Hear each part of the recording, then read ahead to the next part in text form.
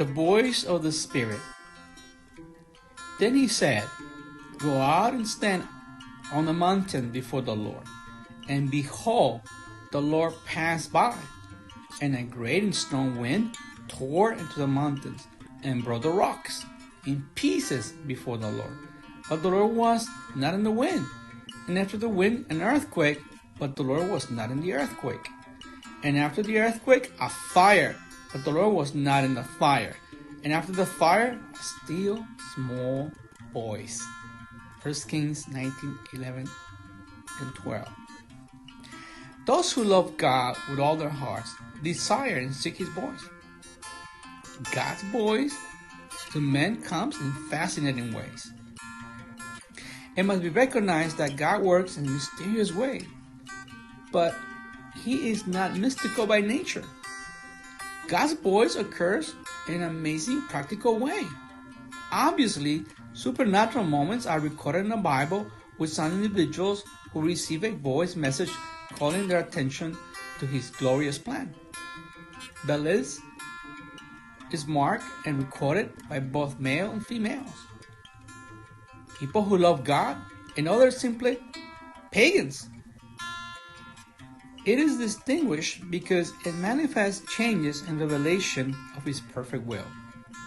This occurs when we read His word with fervor and clearly attend to His message. In our prayer time, the voice of God enters in our spirit in a gentle and delicate way. His voice also occurs in circumstances that are faced through the response of heaven and moments when we know for sure the fullness of God's voice in our spirit. When perhaps we least expect it, God uses nature and certain people to request our attention to His voice. Even the action of a child or an old woman can convey His message.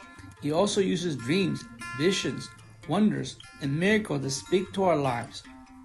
Now that we have the Bible, its main and special revelation, this is the most useful and effective way to listen to Him. The disciplines of prayer, worship, fasting, and personal retreats help us in the search of His voice.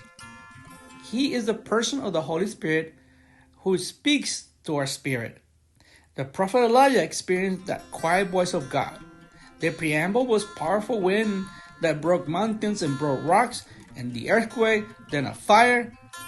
At the end, there was that quiet, delicate voice. It's there that God maintains a dialogue with His beloved prophet.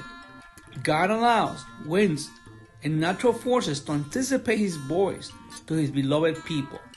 It is our decision to eliminate noise and everything that concerns us and distracts us from His voice. The truth is that God speaks today. The obstacle to His voice comes from our vain occupation and toils of daily life. Receive the gentle challenge of the Holy Spirit to hear His voice today.